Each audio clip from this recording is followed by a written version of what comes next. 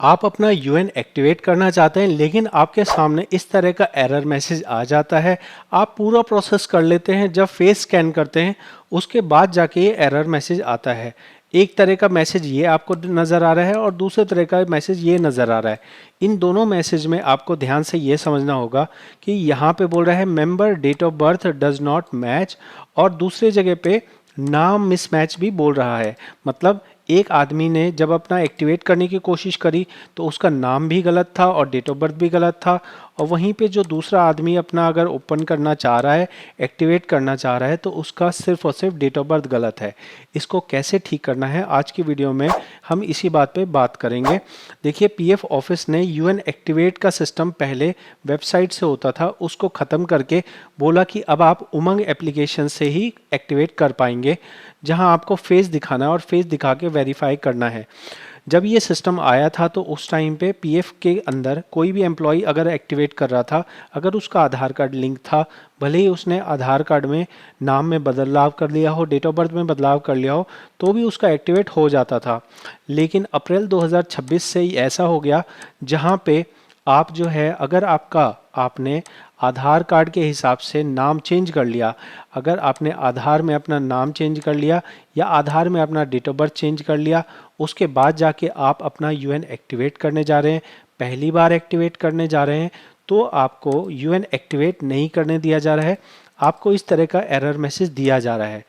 यहाँ पे हमने यूएन एक्टिवेट के लिए जब शुरू में ये सिस्टम आया था तो मैंने बहुत सारे लोगों को बताया था कि अब आप ज़रूर से अपना यूएन एक्टिवेट कर सकते हैं, लेकिन अब वो सिस्टम ख़त्म हो चुका है। जो कुछ दिनों के लिए आपको सुविधा मिली थी वो अब ख़त्म हो गई है।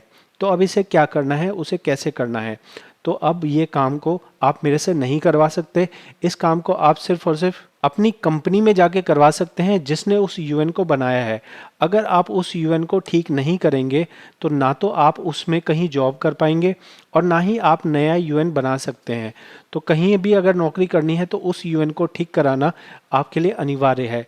ठीक कराने के लिए आप जिस भी कंपनी में उस यूएन को बनाए, मान लो वो यूएन है, उस यूएन में आपने 3 जगह काम किया था, आपको याद है कि ये यूएन मैंने 3 जगह दिया था, ठीक है? तो आप 3 में से किसी एक कंपनी के पास भी जाओगे और उनको बोलोगे कि आप मेरी रिक्वेस्ट लगा दीजिए, मेरा सुधार करने की रिक्वेस्ट लगा दीजिए, तो आपका वो करेक्शन हो जाएगा और फिर एक्टिवेट हो जाएगा। कैसे करेक्शन होगा ये समझ लीजिए। आपको एक डेट ध्यान रखनी है, 1 अक्टूबर 2017। अगर आपने नौकरी ज्वाइन करी है 1 अक्टूबर 2017 के बाद में, तो आपके करेक्शन लगाने के लिए कंपनी वालों को कोई भी कागज़ लगाने की, अपलोड करने की ज़रूरत नहीं है।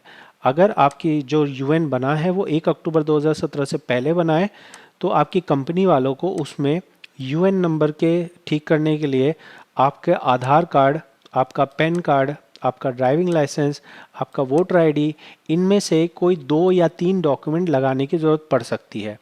तो आपको इस डेट पे देखना है कि क्या मैंने इस डेट के बाद नौकरी चालू की थी या इस डेट से पहले नौकरी चालू की थी।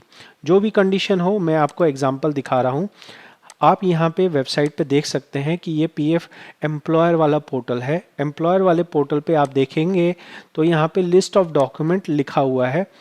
इन लिस्ट ऑफ डॉक्यूमेंट में जो मैंने आपको शुरू में बताया ना, आधार कार्ड और पैन कार्ड, बहुत ही basic, voter ID, driving licence, जिन भी डॉक्यूमेंट में आपका डिटेल सही हो वो आप डॉक्यूमेंट दे सकते हैं। कंपनी यहाँ पे सिलेक्ट करेगी उस डॉक्यूमेंट को और उसके हिसाब से, जैसे मान लो कि एक कॉमन एग्जांपल दिखा रहा हूँ, अगर यहाँ पे हम एक बार पैन कार्ड सिलेक्ट कर लेते हैं तो पैन कार्ड हमारे नाम को ठीक करने के लिए भी काफ़ी है और डेट ऑफ बर्थ को भी ठीक करने के लिए काफ़ी है, ठीक है? इस तरह से होता है। अब ये शुरू में कैसे दिखाई देगा, तो उसको शुरू से दिखाने के लिए मैं आपको ज़ीरो पे ले आता हूँ। यहाँ पे हम एम्प्लॉयर के लॉगिन पे आ गए हैं। यहाँ मेंबर पे जाएगी, आपकी कंपनी वाले करेंगे, आप नहीं कर सकते, मैं नहीं कर सकता, या कोई और आदमी आपको अपनी कंपनी में ऐड करने के बाद ये नहीं कर सकता। ये वही कर सकता है जिस कंपनी में यूएन नंबर आपका पहले से ऐड होगा।